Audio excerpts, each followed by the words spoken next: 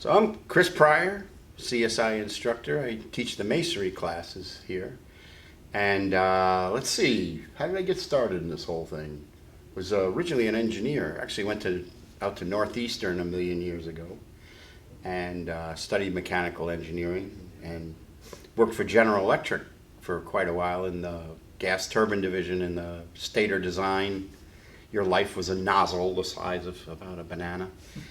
And during that first oil embargo back in the 70s, everything went kind of haywire. And General Electric laid off over 5,000 people in one day, canceled the project we were working on. And at the time, pre-computer chip, no jobs anywhere. So, here I am trying to madly look for work. And when I was growing up, we were always involved with construction stuff. So, I made money any way I could, doing brick repairs. I was actually fixing the chimney on my house, and one of my neighbors said, "Hey, can you come over and do mine?" Yeah, sure. So I did.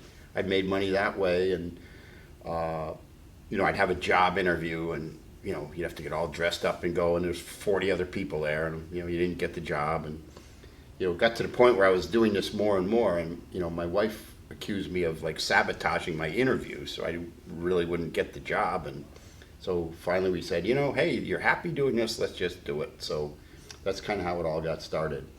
And I know being involved in fireplaces and masonry heaters and bake ovens and all, and I probably do more engineering now than I ever did working for General Electric.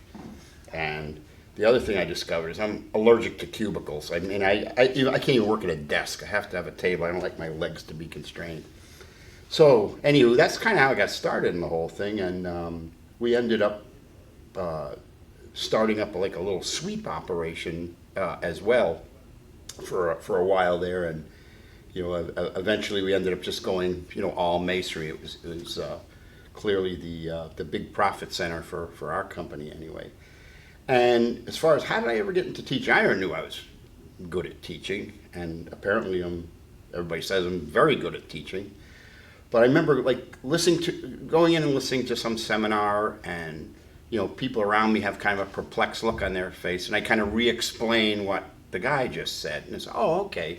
So then after a while, it's like just got so good at re-explaining stuff, I kind of like to be able to sort of boil things down to the simplest form and go with it. So everything you learn at the masonry, this is like the school of hard knocks. I've been doing this part of it for 30 plus years.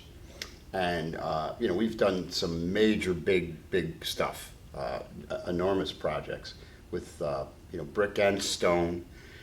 So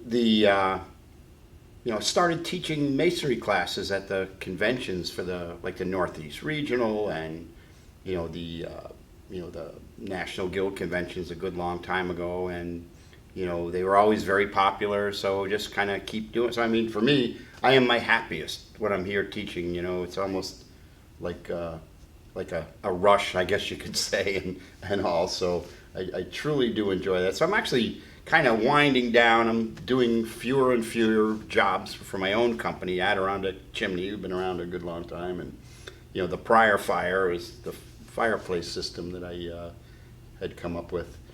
And it's great. We've had a good number of masonry classes already here, and they're always real popular. Everybody really I really try that when somebody comes and takes the class, that they at least double their speed, double their accuracy, and really get a love for the profession. I mean, it is a wonderful profession.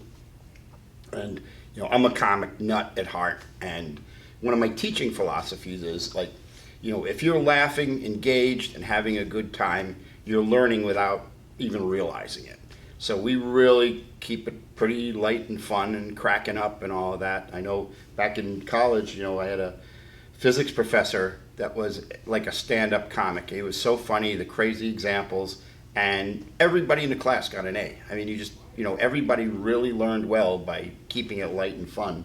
So I kind of used his philosophy for mine and try to do that.